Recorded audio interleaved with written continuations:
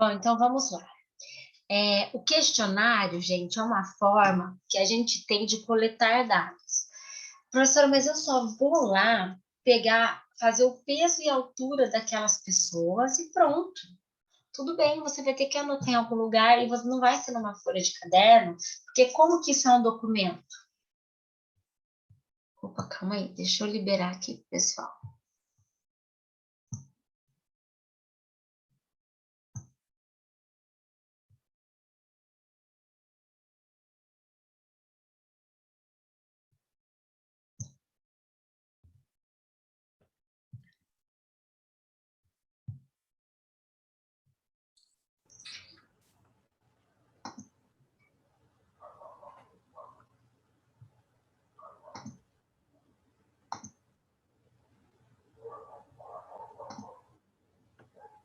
Tá, então vamos lá, gente. O questionário é uma forma que a gente tem de coletar dados, qualquer dado que seja, porque eu não posso pegar uma folha de caderno e colocar como um documento do meu TCC. Então, eu preciso de elaborar esse documento. Então, o questionário, ele pode ser composto por perguntas, como ele pode ser composto por dados que você tenha que retirar de algum lugar.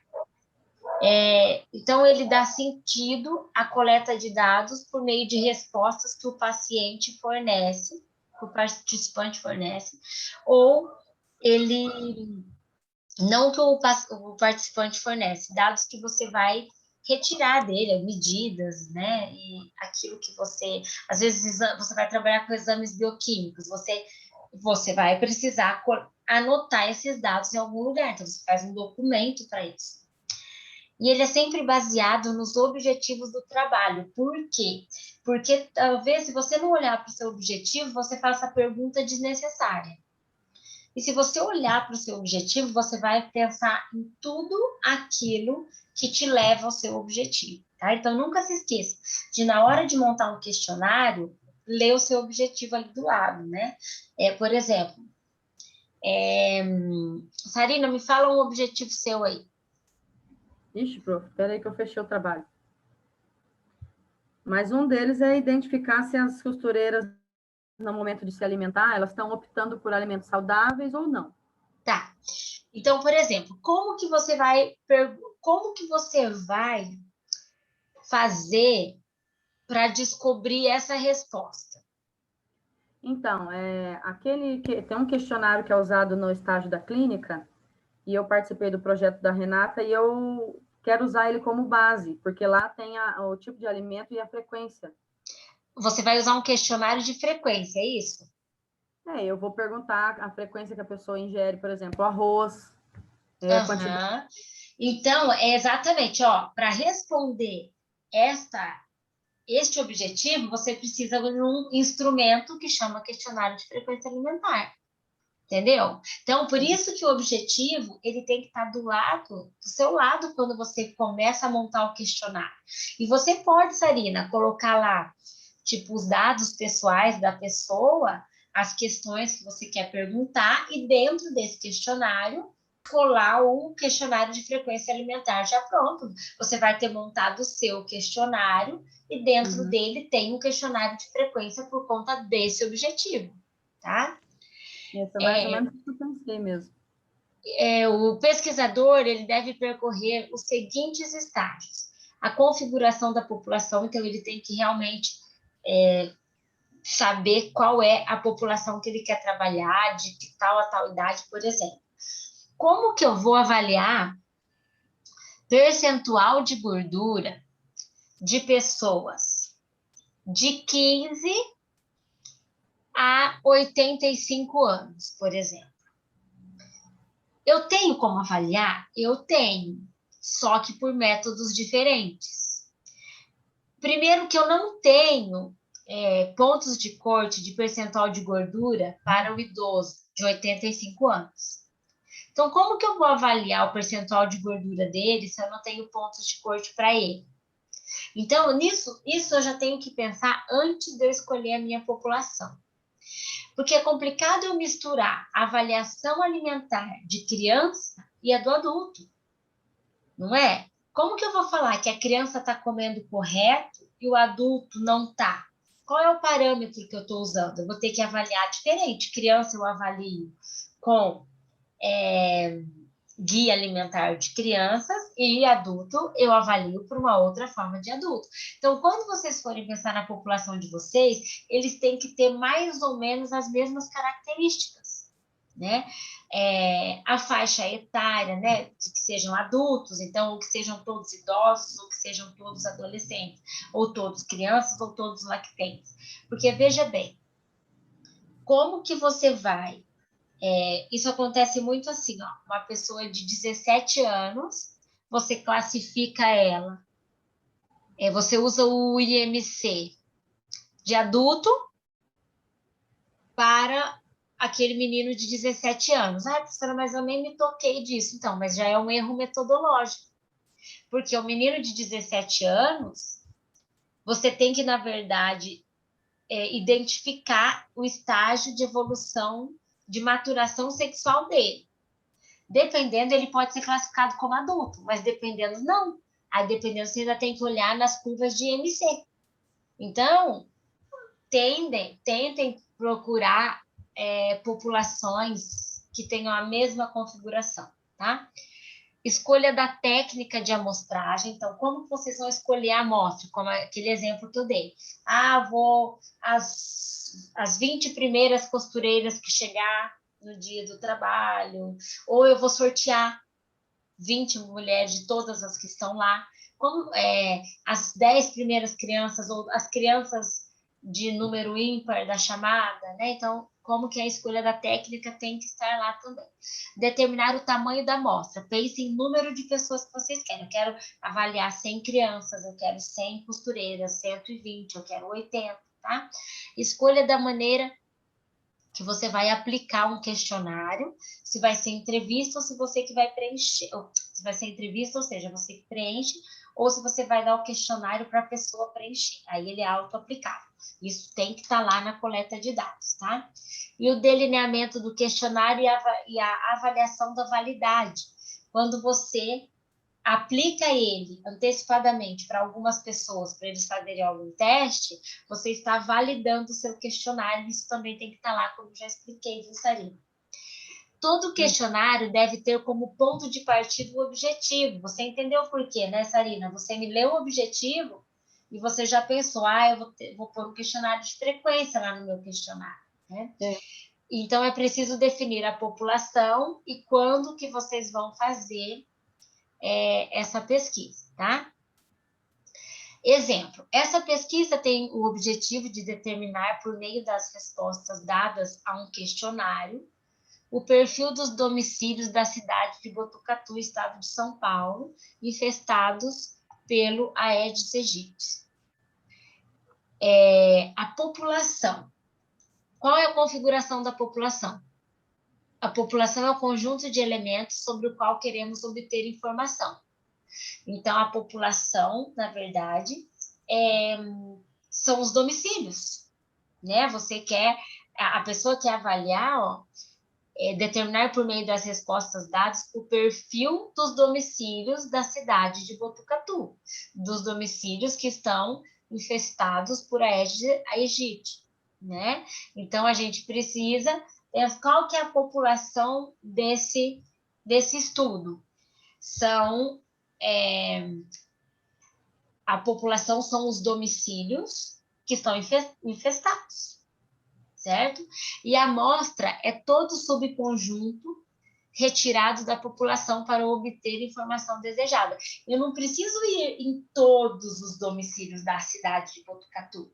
Eu vou pegar aqueles que representam, né? Então, eu vou buscar lá na vigilância epidemiológica o número de domicílios infestados. Aqui nessa cidade tem mais ou menos uns 50 mil domicílios. Eu me baseio nisso daí para determinar a minha amostra. Então, eu não preciso ir nas 50 mil casas, mas eu preciso de pegar casas que representem a minha população. Casas infestadas. Por exemplo, a Sarina não precisa avaliar 300 costureiras, mas ela vai precisar avaliar costureiras que representem as costureiras, a população que ela busca. Então, são mulheres que ficam sentadas, que têm de 30 a 60 anos, não sei, 59 anos. Se uma for diabética, será que eu incluo ela na minha pesquisa ou não? Porque se ela é diabética, Sarina, ela pode ter ido no nutricionista, o nutricionista já orientou, ou o médico fala para ela não comer determinadas coisas e por isso ela não come lá. Entendeu? Então, por isso que eu digo, a amostra é alguém que representa a população. A costureira diabética não está representando. Você me entende? Entendi. Então, talvez a exclusão do seu trabalho seja a costureira hipertensa, a costureira diabética, a costureira com colesterol alterado. Ou, Sarina, tudo bem você incluir, mas você tem que abrir para discussão naquele momento. Tantos por cento tinha doenças, e eu acho que é legal você perguntar isso. Tantos por cento tinha doenças crônicas. E dessas que tinham doenças crônicas, comiam mais adequadamente, ou não. Então, assim, ela não é uma população que representa, mas você tem que usar ela e discutir depois. Tá? Na maioria das vezes, os questionários são aplicados a uma amostra, não é a todo mundo. E a configuração da população é estabelecida já na fase que vocês fazem o projeto. Quando vocês escreveram o projeto, vocês já pensaram a população que vocês iam trabalhar. Então, um exemplo, se a sua amostra são universitários, estabelecer a amostra de todos os universitários. Amostra de um curso universitário. Ou amostra de alunos do período matutino e noturno. Né? Então, a sua amostra são os universitários. Mas você vai pegar, você vai estabelecer alguns universitários. Quais seriam?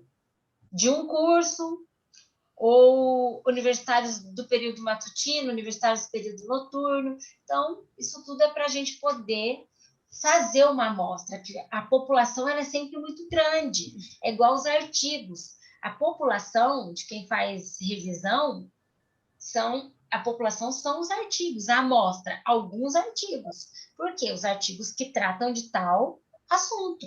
Dentro desses que tratam de tal assunto, eu vou querer ler aqueles mais recentes, que estejam na língua portuguesa e que foram feitos com a mesma população de estudo que eu quero, que são as crianças. E eu vou excluir aqueles que não estiverem disponíveis e será mais o quê que eu vou excluir, né? Então, eu tenho que ter essa visão quando eu penso na minha amostra. Antes de obter a amostra, eu preciso definir exatamente a população de onde essa amostra será tirada. Então, não tenham dúvida. Revisão. A população são livros, artigos, teses, dissertações. Estudo de campo é uma população X. A amostra é algo que representa a população. Tá? Isso a gente chama de configurar população. Eu estabelecer bem, todo mundo que participar aqui vai ter mais ou menos essa idade, vai ser do sexo masculino e feminino, ou vai ser homens e mulheres, ou vai ser idosos de ambos os gêneros, que falem inglês, que já moraram fora, né? Então, eu vou configurando a minha população através do estabelecimento da amostra. Então, a minha amostra é aquilo que vai representar a população como um todo, porque eu não tenho como avaliar uma população inteira. Aí, existe a escolha técnica da amostra, que a gente tem a casual simples, a sistemática, estratificada. Isso é exemplos que eu já dei para vocês. A técnica de escolha da amostra foi casual simples. Eu chegava no local e aplicava o questionário para as mulheres que estavam lá. A sistemática, existe um sistema, né? Um sistema para isso. Eu sorteei, eu peguei os números ímpares, peguei as que estavam de blusa branca, né? E a estratificada é quando você faz vários grupos, né? Para para poder aplicar o seu questionário. Não. Oi. Quem tá chamando? Alguém quer falar alguma coisa? Sim, não? Não? A determinação do tamanho da amostra vai depender do custo, né? Porque dependendo do trabalho você vai gastar mais ou menos. O tempo de resposta para análise também, por exemplo, se você vai aplicar um questionário muito longo, não dá para você fazer com 200 pessoas, você vai demorar demais para coletar, certo? Então, você vai determinar o tamanho da amostra de acordo com o tanto que você pode gastar e o tempo que você tem para isso. Isso a gente chama de fazer com uma amostra piloto, né? Aplique o seu questionário antes com alguém para você ver quanto tempo leva, né? Vê exatamente quanto que você vai gastar com transporte, né? Com impressão, com o termo de consentimento livre esclarecido, com o questionário. Pensa, chegar na metade do caminho e falar, não tem dinheiro para continuar, né? Então, isso tem que ser visto também. Do ponto de vista estatístico, a amostra deve ser tão grande quanto possível, desde que seja mantido o mesmo padrão de qualidade dos dados. Uma coisa eu vou dizer para vocês. Igual a Sarina falou, professora, eu quero fazer com o máximo de pessoas possíveis. Ótimo. Do ponto de vista estatístico, isso é ótimo, desde que você mantenha a qualidade do 1º ao 500. Porque quando você tem uma amostra muito grande, você vai perdendo a qualidade, você vai fazendo as perguntas mais rápidas, você pula a pergunta, você faz, às vezes, de qualquer jeito. Então, amostras muito grandes são ótimas, desde que bem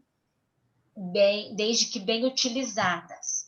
As amostras pequenas são inúteis porque não dão boas estimativas, mas amostras muito grandes e mal feitas são piores, porque dão a ilusão de conter uma verdade que não contém. Então, às vezes, você quer trabalhar com 500 pessoas, mas você coleta mal e porcamente aqueles dados. Resumindo, aquela amostra pode te dar um resultado que nem existe, de tanto que você fez mal feito a coleta desses dados. Então, antes você ter qualidade, claro, em um número médio de amostras, do que você ter quantidade e não ter qualidade. É essencial consultar bibliografias da área e referências, né? Livros de amostragem, porque os livros podem te falar, né, mais ou menos qual seria um N ótimo para a sua pesquisa, né? E o consultor de estatística, você pode ver com um professor de estatística, o professor manda um e-mail para ele, meu trabalho é com isso, aquilo, tem mais ou menos tantas pessoas dessa forma, em Apucarana, quanto você acha que seria uma amostra representativa? Eu acho que isso é válido, gente, para vocês. E o questionário ele deve ter perguntas abertas e fechadas. Lembrando que as abertas vão te obrigar podem te ajudar e podem te complicar, na verdade, né? As abertas você tem que realmente escrever aquilo que a pessoa disse. As fechadas já são, o nome já diz, são aquelas que a pessoa tem opções de assinalar, né? As questões abertas devem ser limitadas, na verdade, né? Se o seu estudo é quantitativo, mas se o seu estudo é qualitativo, na verdade, aí é só questão aberta que você tem que ter. Então, as questões abertas podem enriquecer a sua discussão, porque você traz a fala da pessoa. Ela disse que comete esse erro, mas ela disse que aconteceu tal coisa e tal coisa. Então, é uma pergunta que você pode, é uma resposta que você pode usar na discussão, mas, ao mesmo tempo, você pode não precisar dela, tá? Mas estudos qualitativos precisam de questões abertas. elas são um pouco mais difíceis para serem analisadas, porque cada um responde o que vem na cabeça. E às vezes ninguém responde igual a ninguém. Que fruta você mais gosta? Um fala chuchu, outro fala mamão, outro fala mamão, outro fala uva, outro fala morango, outro fala abacate. Aí você fala, nossa, eu tive 100 pessoas, 100 respostas, cada um gosta de uma. Agora, se você faz questões fechadas, aí você coloca lá, banana, maçã, mamão, laranja, ameixa, pêssego, aí a pessoa é obrigada a escolher. Então, a questão fechada, ela realmente fecha um pouco, mas daí você não tem tantas opções de respostas. A vantagem de um ou outro tipo de pergunta depende do objetivo. Se o seu objetivo é qualitativo, pergunta aberta. Se o objetivo é quantitativo, pergunta fechada. Cuidados essenciais, fazer uma boa diagramação. Tipo, gente, eu vejo cada questionário, tipo, cada parênteses de um tamanho, sabe aquela bolinha para a pessoa assinalar dentro, sim?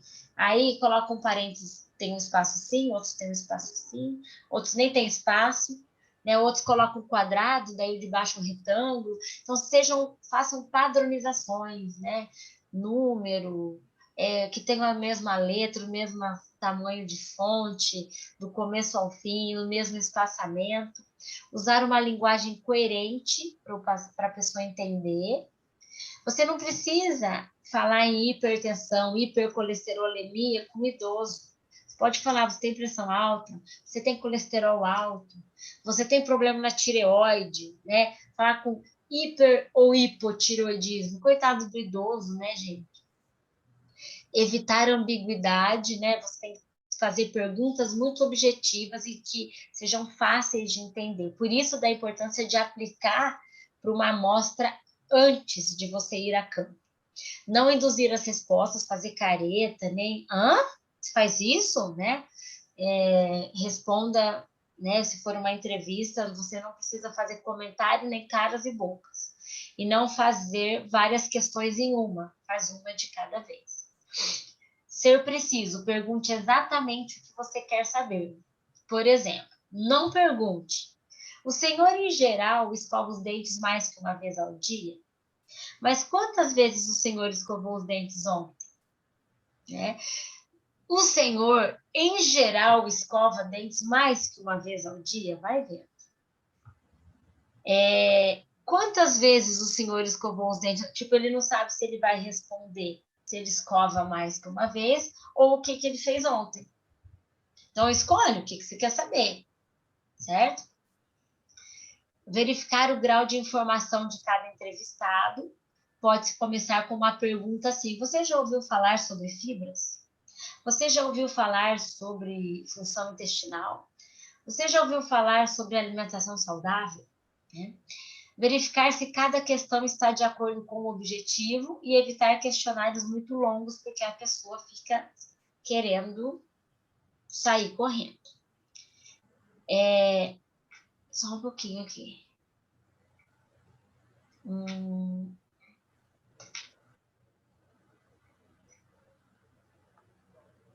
O questionário deve ser acompanhado por um termo de consentimento livre e esclarecido, porque antes dele te dar a resposta, ele tem que autorizar você a usar os dados dele. Então, a minha pesquisa é assim, assim, assado, tem como objetivo esse aqui. Você poderia participar? Você não vai ter que pagar nada, nem para mim, nem eu para você. E se você, no meio da pesquisa, achar que você não deve participar, você pode me dizer que eu não uso seus dados. Isso tem que ser muito claro, né, para o participante.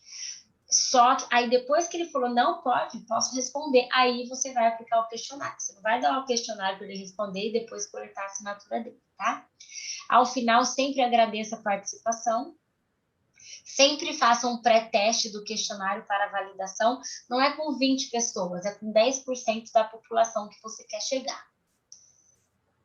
Após respondidas as perguntas, você deve reavaliar as perguntas, isso quando você aplica, né, nos 10% antes de ir a campo. Você vai reavaliar as perguntas, corrigir aquelas que as pessoas não entenderam a pergunta, você vai reformular, você vai ver mais ou menos o tempo que você vai gastar com cada aplicação de questionário, e você deve entender se vai existir boa vontade dos participantes. Você pode optar por entrevista ou a pessoa aplicar, responder sozinha. Pode ser entrevistas pessoais ou por telefone. Pode também ser enviado por correio, agora por internet, e-mail, grupos, Instagram, desde que vocês coloquem isso na coleta de dados. Professora, Oi. Por exemplo, vamos supor que eu cheguei numa empresa e 15 costureiras lá me autorizaram a fazer, elas assinaram o termo, tudo bonitinho. Mas ao longo disso ela desistiu. Na hora dos resultados e discussões, eu posso fazer, por exemplo, uma planilha, tipo, eu fui nessa empresa, tinha tantos candidatos e teve tantas desistências, assim? Pode.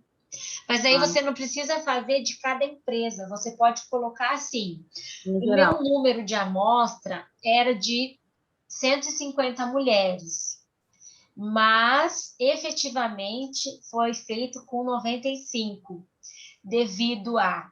Aí você pode fazer um gráfico, desistência, ou se enquadraram nos critérios de exclusão, entendeu? Tipo, tinha algum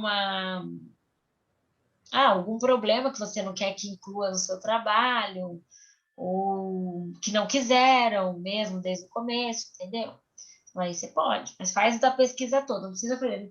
Na empresa A, tantas desistiram, na empresa B, tantas. Não, faz no geral. Eu queria 150, consegui 90, por isso, por aqui, entendeu? Beleza.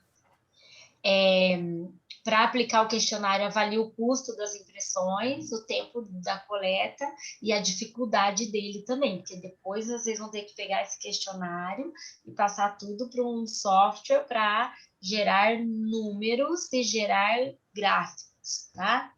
Então, vocês pensem em tudo isso na hora de fazer o questionário. Não compliquem muito a vida de vocês, não. Professora, é obrigado esses gráficos? Nos resultados e discussões, sim, agora não. Ah, tá. Resultados e discussões tem que ter tabela, né? Ou gráfico, tem que ter resultado. Ah, tá bom. Até de quem é revisão, viu? Quem é revisão também, a gente gosta de ver resultado da revisão que você fez, né? Você fez a revisão para ver a prevalência de obesidade, você fez a revisão para ver como é que está sendo a suplementação de ácido fólico nas gestantes, que conclusão você chegou. Você tem que pôr numa tabela, ó, foi encontrado tantos artigos. Esse fala que o ácido fólico é para isso, esse fala que é para aquilo, esse fala que é para aquilo outro. Na literatura, o ácido fólico realmente tem que ser consumido de tal forma, mas isso não é feito assim na prática, né? Então, tem que ter tabela ou gráfico ou os dois, tá? Até em quem é revisão. É aí que complica a revisão, né? Que daí nem sempre o aluno tem essa facilidade de montar uma tabela com dados de outros artigos, mas é muito simples. Quem tem dúvida, coloca assim no Google, artigos de revisão. Vocês vão ver que os resultados são tabelas com vários estudos e as discussões são baseadas nos estudos. Tá? Não fique assim esperando cair do céu. Procurem artigos de revisão, vocês vão ver. Aí leiam exatamente a parte de resultados e discussões para vocês terem uma ideia de como que é. Alguma pergunta, pessoal? Eu tenho. Não? Eu tenho, prof. Ah, então fala. O termo institucional, quando que ele vai ser disponibilizado para nós? A Rita não encaminhou nada ainda para vocês? Não, eu perguntei para ela, ela falou que está dependendo do comitê de ética para liberar. Ah, tá. Então faz assim. A Rita ia encaminhar isso o quanto antes.